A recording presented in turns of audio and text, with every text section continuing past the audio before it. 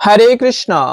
আজ 17ই ফেব্রুয়ারি মঙ্গলবার, ফাল্গুন মাসের ফাল্গুনী অমাবস্যার দিন।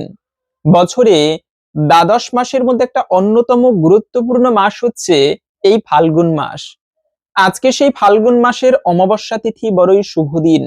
এই অমাবস্যার দিনে কিছু কার্য করা অত্যন্ত শুভ সাংসারিক মঙ্গলের জন্য, এবং যে কাজগুলো করা উচিত নয়, যে খাবারগুলো এই ফাল্গুনী অমাবস্যার দিনে খাওয়া উচিত নয়, সেই প্রসঙ্গে জেনে নিব।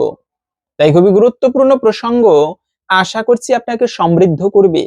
ভালো লেগে থাকলে একটি লাইক করে কমেন্টে জয় শ্রী রাধা মাধবের জয় একবার হলেও লিখে যাবার অনুরোধ জানাচ্ছি। আমরা তো জানি অমাবস্যা তিথি অত্যন্ত গুরুত্বপূর্ণ একটি দিন, বিশেষ করে ফাল্গুন মাসের অমাবস্যা। ফাল্গুন মাসটি কেন গুরুত্বপূর্ণ, তার মধ্যে প্রথম কারণ হচ্ছে এই ফাল্গুন মাসে কিন্তু মহাশিবরাত্রি ব্রত পড়ে। যে শিবরাত্রি ব্রত পালনের ফলে বিল্লব্যাধ, মহাপাপিষ্ট ছিল ব্যাধ, নিষ্ঠুর প্রকৃতির পশু পাখিকে হত্যা করে তার মাংসে নিজের জীবিকা নির্বাহ করত। আর আমরা যে কাজকর্ম করি এর মধ্যে পাপের বৃত্তি আছে। যেমন কসাই যারা, এদের যে জীবিকা, এই জীবিকাটা বেশি পাপের। অপর প্রাণীর মাংস ভক্ষণ করে, অপর প্রাণীকে হত্যা করে যে ধন সম্পদ উপার্জন করা হয়, এটাকে বলা হয়েছে পাপের বৃত্তি। চুরি করে যারা, এটা আরো পাপের বৃত্তি। তো এই ধরনের পাপকর্ম করত সেই বিল্লব্যাধ। জীবনে ছিল নিষ্ঠুর প্রকৃতির মানুষ। সেই বিল্লব্যাধও শিব চতুর্দশীর ব্রতের দিনে অজান্তে শিবের পুজো করেছিল। আর মহাদেব হচ্ছে আশুতোষ, ভোলাবালা মহাদেব, এজন্য ভোলানাথ বলা হয়। আপনি একটুকু সেবা করবেন, একটুকু পুজো করবেন, মহাদেব তাতে অত্যন্ত প্রসন্ন হয়, জীবনের মনোবাসনা পূর্ণ করে দেয়। এজন্য সেই মহাদেবের কৃপা লাভের জন্য বছরের একটা সর্বশ্রেষ্ঠ দিন হচ্ছে এই শিব চতুর্দশী ব্রতের দিন বা মহাশিবরাত্রি ব্রতের দিন। আপনারা এই দিনটি ভক্তি ভরে বছরের পালন করবেন। যদিও বা গতকালকে এবং গত পরশুদিন গিয়েছে সেই শিবরাত্রি ব্রত, তারপরেও পরবর্তী ব্রতগুলো পালন করবেন। আর এই শিবরাত্রি ব্রতের কারণে ফাল্গুন মাসটি এত বেশি মহিমাপূর্ণ।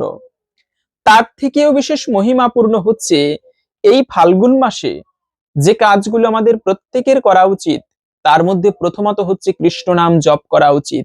কেন বলছি কৃষ্ণ নামের কথা?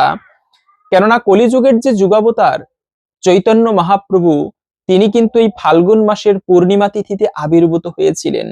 52টা শাস্ত্রে প্রমাণ আছে, কলৌ সন্ধ্যায়াম গৌরাঙ্গ অহম মহিতলে।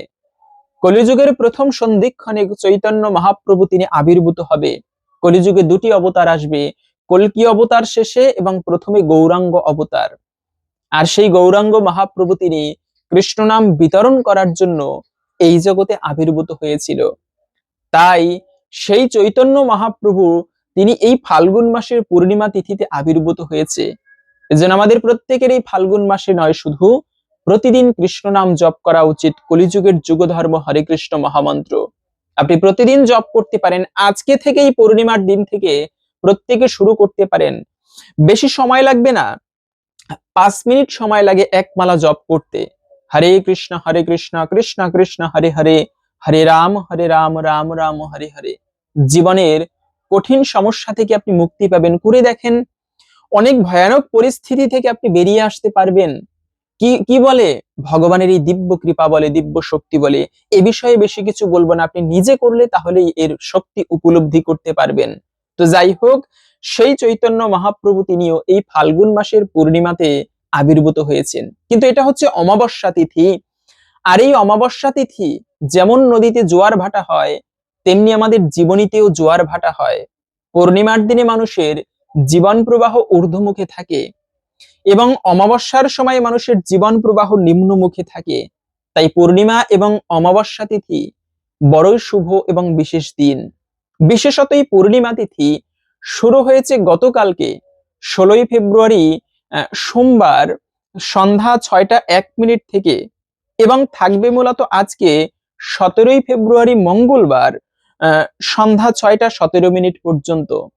এই সময়টুকুর মধ্যে এই পবিত্র সেই মানে ফাল্গুনী অমাবস্যা তিথি থাকবে। তাই উদয়া তিথি মেনে আমাদের এই অমাবস্যা পালন করতে হবে আজকে 17ই ফেব্রুয়ারি মঙ্গলবার, যারা পুজো আদি করবেন তারা আজকে করবেন বিশেষভাবে। এবং সেই সঙ্গে এই অমাবস্যার দিনে কোন কোন কাজ করা অত্যন্ত শুভ, কিছু কার্য করা, যেমন তার মধ্যে প্রথমত হচ্ছে পিতৃপুরুষের উদ্দেশ্যে যদি কেউ তর্পণ করে, এই পিতৃ তর্পণ করা অমাবস্যার দিনে খুবই মঙ্গলময়। যে কোনো অমাবস্যাতেই পিতৃপুরুষের উদ্দেশ্যে তর্পণ করা। যেমন এই শিবের ব্রত মাহাত্ম্য কথায় পাওয়া যায় যে সন্তান পিতামাতার মৃত্যু তিথি জেনেও সেই তিথি পালন করে না, তারাও কিন্তু পাপিষ্ঠ, তাদেরও পাপের ভাগী হতে হয়। এজন্য পিতামাতার মৃত্যু দিবস পালন করতে হয়। সন্তানের বংশধর হলে তাদের পূর্বপুরুষের উদ্দেশ্যে কিছু সৎ কর্ম করতে হয় মুক্তির জন্য। এজন্য কিছু দায়িত্ব থাকে, এটাকে বলা হয় পিতৃঋণ। পিতৃপুরুষের কাছে কিছু ঋণ থাকি আমরা, দেবতাদের কাছে কিছু ঋণ থাকি, এবং এভাবে করে 7 প্রকার ঋণ রয়েছে আমাদের মধ্যে। ঋষি ঋণ থাকি আমরা। তো সেই পিতৃপুরুষের উদ্দেশ্যে কিছু সৎ কর্ম করতে হয় তাদের মুক্তির জন্য। আর পিণ্ডদান তাদের মধ্যে একটা সৎকর্ম। সেই পিণ্ডদান করা যে কোনো অমাবস্যা বা পূর্ণিমার দিনে এটি খুবই শুভ, তর্পণ করতে পারেন পিতৃপুরুষের উদ্দেশ্যে। পাশাপাশি হচ্ছে যে কোনো শুভ দিনে পবিত্র নদীতে স্নান করাও অত্যন্ত মঙ্গলময়। তো আপনারা এই পবিত্রতম দিনে নদীতে স্নান করতে পারেন, এটিও বিশেষ মহিমাপূর্ণ।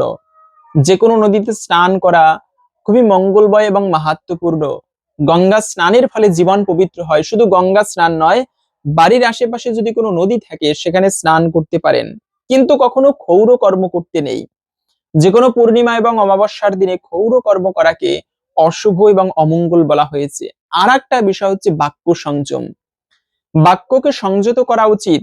জিহ্বা যে কোনো কথা বলতে চাইলে হুট করে বলা উচিত নয়।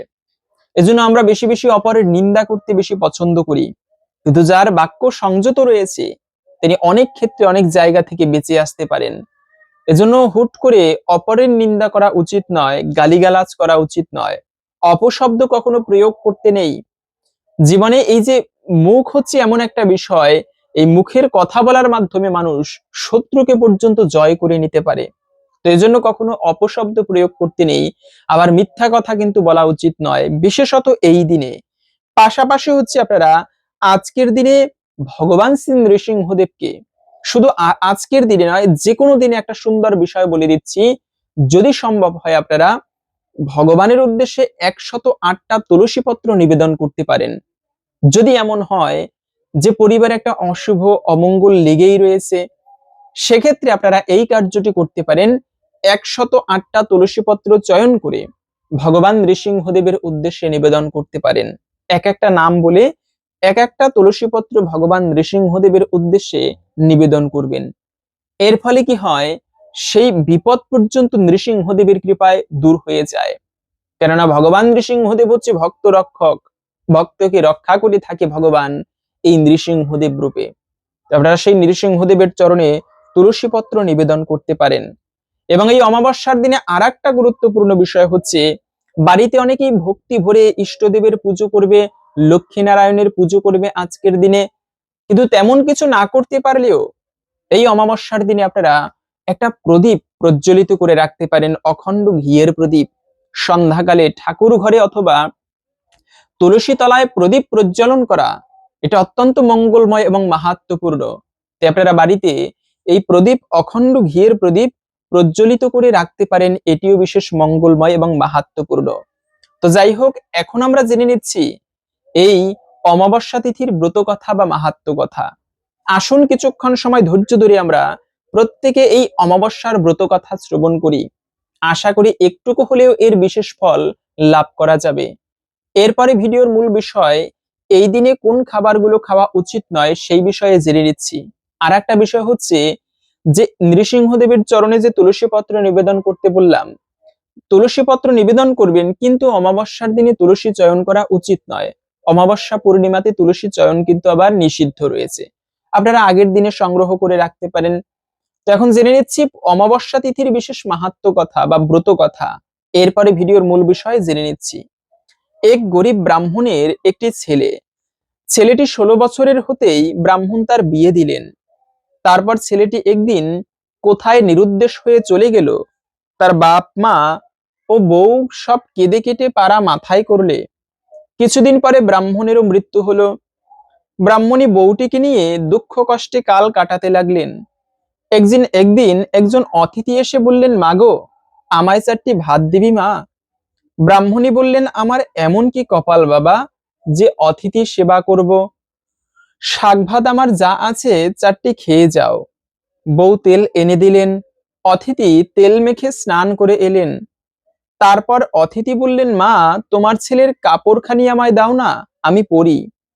আর তোমার ছেলের খড়ম দুখানিও দাও। ব্রাহ্মণী কাঁদতে কাঁদতে খড়ম এনে দিয়ে বললেন, এই বাবা, বুকে করে রেখেছি, তুমি ওই পরো। ভাত দিতে গেলে অতিথি বললেন, আমায় তোমার ছেলের থালে ভাত দাও আর সেই গ্লাসে জল দাও, তা না হলে আমি ভাত খাবো না। বউ তখন রাগ করে বলতে লাগলেন, অতিথির এ তো আবদার কেন? না খাবে নাই খাবে, চলে যাক। ব্রাহ্মণী বললেন, দাও বৌমা, থালা গ্লাস বার করে দাও। ও থালায় আর কে খাবে? তবু অতিথি সেবা হলেও সার্থক হবে। বউ রাগে গড়গড় করতে করতে থালা গ্লাস বার করে দিলেন। অতিথি ভাত খেয়ে ঘরে বিছানায় শুয়ে বললেন, মা, তোমার বউকে পাঠিয়ে দাও, আমার একটুকু পা টিপে দেবে। বউ রাগ করতে লাগলেন। শাশুড়ি বললেন, যাও মা, অতিথির সেবা করলে পরকালে ভালো হবে। বউ যেমন ঘরের ভেতর গেলেন, অমনি আপনি কপাট বন্ধ হয়ে গেল। গিন্নি দরজা ঠেলাঠেলি করতে লাগলেন। বউ অনেক চেষ্টা করলেন, কিছুতেই খোলা গেল না। বউকে দুঃখিত দেখে অতিথি বললেন, তুমি কি আমায় চিনতে পারছো না? আমি যে তোমার স্বামী। ব্রাহ্মণীর ছেলেটির নাম ছিল সূর্য। তখন সেই বউ তার পদসেবা করতে লাগলেন। কিছুক্ষণ পরে বউকে সান্ত্বনা করে অতিথি চলে গেলেন। বউ বাহিরে এসে সব কথা শাশুড়িকে বললেন। আরো বললেন, মা, তিনি মধ্যে মধ্যে আসবেন। ব্রাহ্মণী তখন কর্তার উদ্দেশ্যে চিৎকার করে কাঁদতে লাগলেন। পাড়ার লোক সব জড়ো হলো। ঘটনা জানতে পেরে কেউ কেউ বা মুখ চাওয়াচাই করতে লাগলো, কেউ কেউ বা বিশ্বাস করতে লাগলো, আহা, সে যেখানে থাক বেঁচে থাক, আবার আসবে, কাঁদিস নে। এই বলে সবাই বাড়ি চলে গেল। তারপর শাশুড়ি বউয়ে ভাত খেয়ে ওই সকল কথাই কইতে লাগলেন, দিনরাত সেই সূর্যের কথা। আবার একদিন সূর্য এসেছেন। যাবার সময় যখন চলে যান, তখন ব্রাহ্মণী চুপি চুপি পেছন পেছন যেতে লাগলেন। সূর্য পিছন ফিরে দেখে বললেন, মা, তুমি কোথায় আসছো? যাও মা, ঘরে ফিরে যাও। ব্রাহ্মণী বললেন, বাবা, আজ আমি তোর সঙ্গে যাব। তুই কোথায় থাকিস আমি দেখে আসব। আমি খেতে পাই না, পরের মেয়ে বিয়ে করেছিস, তাকে নিয়ে আমি কি করব? সূর্য তখন একশের আন্দাজ বড় বড় মুক্তো মায়ের কাপড়ে বেঁধে দিয়ে বললেন, যাও, ঘরে যাও, এতে তোমাদের অনেক দিন চলবে। ব্রাহ্মণী তাই নিয়ে ঘরে গেলেন। তার পরদিন বউ উনুন জেলে মুক্তাগুলি সিদ্ধ করতে লাগলেন। এক বোঝা কাঠ পুড়ে গেল, কিন্তু মুক্তা সিদ্ধ হলো না। তখন শাশুড়িকে ডেকে বললেন, ওমা, এ কি করাই মা, কিছুতেই মুক্তা সিদ্ধ হচ্ছে না। শাশুড়ি বললেন, তবে এক কাজ করো, কড়াইগুলি ছেঁকে নিয়ে বেশ ভালো করে খোলায় ভাজো, তাহলে খাওয়া যাবে। বউ তাই করলেন, তাতেও খেতে পারলেন না। তখন হামানদিস্তাতে কুটে খেতে গেলেন, তাও খাওয়া গেল না। তখন সবগুলি নিয়ে সার কুড়েতে ফেলে দিলেন। সেদিন আর তাদের কোনো কিছু খাওয়া হলো না। আবার কিছুদিন পরে সূর্য এসে দেখেন তাদের যে কষ্ট সেই কষ্ট। সূর্য বললেন, মা, তোমাকে যে ধন দিয়ে গেলাম, এর মধ্যে কি সব ফুরিয়ে গেল? ব্রাহ্মণী সেদিনকার সব ঘটনা বলতে বলতে কেঁদে ফেললেন। সূর্য বললেন, মা, সেগুলি কি করলে? কোথায় ফেলে দিয়েছ? গিন্নি বললেন, সার করে। তখন তিনজনে গিয়ে দেখেন সেখানে কতগুলি গাছ হয়েছে, তাতে রাশি রাশি মুক্তা ফলে আছে। সে সমস্তগুলি তুলে এনে মাকে বললেন, দেখো, এর এক একটি বাজারে বেচলে তোমাদের 6 মাসের খোরাক হবে। এ জিনিস সিদ্ধ করেও খাবার নয়, কুটে ছাতু করেও খাবার নয়। এই বলে সূর্য চলে গেলেন। তারপর ব্রাহ্মণী মুক্তা বেচে বেচে বাড়ি করলেন, মন্দির প্রতিষ্ঠা করলেন, পুকুর প্রতিষ্ঠা করলেন। বাগান, বাড়ি, পুকুর যা কিছু সব সূর্যকুমারের নামে হলো। বলেন, আমার সূর্যকুমার যদি কখনো ঘরবাসী হয় তো এই সকল ভোগ করবে। একদিন সূর্য এসে যেমন ঘরের ভিতর প্রবেশ করেছেন, অমনি ব্রাহ্মণী এসে একেবারে চাবি বন্ধ করে দিলেন। সূর্য কত মিনতি করে বললেন, তবুও দরজা খুলে দিলেন না। 3-4 দিন বন্ধ করে রাখলেন। এদিকে পৃথিবী শুদ্ধ হাহাকার পড়ে গেল। আকাশে সূর্য উদয় হয় না, পৃথিবী অন্ধকার। ব্রাহ্মণী বললেন, আকাশে মেঘ নেই, রোদও নেই, এ কি হলো? সূর্য বললেন, মা আমাকে ছেড়ে দাও, এক্ষুনি রোদ হবে। ব্রাহ্মণী বললেন, না বাবা, আমার রোদ্রে কাজ নেই, তুমি আমার ঘরে থাকো। চিরকালটা কি এমনি করে বেরাবে বাবা? আমার এসব কে ভোগ করবে? তোমায় আর কোথাও যেতে দিব না। বলতে বলতে এমন সময়ে ব্রহ্মা বিষ্ণু মহেশ্বর এসে উপস্থিত। ব্রাহ্মণী থতমত খেয়ে বললেন, তোমরা কে বাপু? কোথা থেকে এসেছো? তারা বললেন, আমাদের তুমি চিনতে পারবে না, তোমার ছেলেকে ডেকে দাও। ব্রাহ্মণী বললেন, তা ডেকে দিচ্ছি, কিন্তু তোমাদের সঙ্গে যেতে দেব না। বোধ হচ্ছে তোমরাই আমার ছেলেটির পরকাল খেয়েছো। দরজা খুলে দিতেই সূর্য বললেন, মা আমাকে ছেড়ে দাও। ওই দেখো, স্বয়ং ব্রহ্মা বিষ্ণু মহেশ্বর আমাকে নিতে এসেছেন। আমি অভিশাপের ফলে তোমার ঘরে জন্মগ্রহণ করেছিলুম। আমি আবদ্ধ থাকলে পৃথিবী রসাতলে যাবে। ব্রাহ্মণী তখন দেবতারা বললেন, মানে ব্রাহ্মণী ব্রহ্মা বিষ্ণু মহেশ্বরকে প্রণাম করে বললেন, তাহলে আমার এসব কি ভোগ করবে? দেবতারা বললেন, তোমার ছেলের ঐশ্বর্য কি তোমরা দেখতে চাও? তবে চলো। সূর্যকে বললেন, তোমার মা আর স্ত্রীকে নিয়ে চলো, তোমার এভাবে মর্তে আবদ্ধ থাকলে চলবে না। সূর্য তাতে সম্মত হলেন। স্বর্গ থেকে পুষ্পরথ এলো, চুয়া চন্দনের ছড়া পড়তে লাগলো। ধন দৌলত যা কিছু ছিল সব ব্রাহ্মণদেরকে দান করে দেবগণের সঙ্গে ব্রাহ্মণী সূর্যের হাত ধরে অমাবস্যার দিন বউকে নিয়ে স্বর্গে চলে গেলেন। তাই দেখে পারাশুদ্ধ লোক ধন্যি ধন্যি করতে লাগলো। তারাও অমাবস্যার দিন সেই থেকে সূর্যের পুজো উপবাস করতে লাগলো। ক্রমে ক্রমে এভাবে চতুর্দিকেই এই অমাবস্যার ব্রত কথা প্রচারিত হলো। সেই থেকে মানুষ আজও পর্যন্ত অমাবস্যার দিনে সূর্য পুজো করে জীবনে মনোবাসনা পূরণের জন্য। তো আপনারা বিশেষ কৃপা লাভের জন্য এই অমাবস্যার দিন সূর্যের উদ্দেশ্যে তর্পণ করতে পারেন। প্রতিদিনের জন্য প্রভাতকালে ঘুম থেকে উঠেই সর্বপ্রথম সূর্য নারায়ণকে প্রণাম করতে হয়। ওম জবা কুসুম সংকাশম কাশ্যপিয়ম মহাদুত্তিম দান্তারিম সর্ব পাপগ্ন প্রণতহস্মি দিবাকর। এই মন্ত্রে সূর্য নারায়ণ ভগবানকে প্রণাম করতে হয় পূর্ব দিগন্তে তাকিয়ে। তো যাই হোক, মূলত এই অমাবস্যা বড়ই পবিত্র দিন, কিন্তু এই দিনে কি খাবার খাওয়া উচিত নয়? প্রথমত হচ্ছে, অনেকে আছে নেশা করে বেশি অমাবস্যার দিনে। কালী পুজো মানে এই যে নেশা করা হয় অমাবস্যার দিনে, কিন্তু না, যেখানে নেশা করা হয় সেখানে কলি অবস্থান করে। 4টা জায়গায় কলি অবস্থান করে, তার মধ্যে একটা হচ্ছে নেশা। জীবনে নেশাটাকে বাদ দেওয়াটাই সর্বোত্তম। যদি নাও পারেন, অন্তত পক্ষে বিশেষ কিছু শুভ দিন প্রত্যেকের মানা উচিত, নেশাটাকে বর্জন করা উচিত।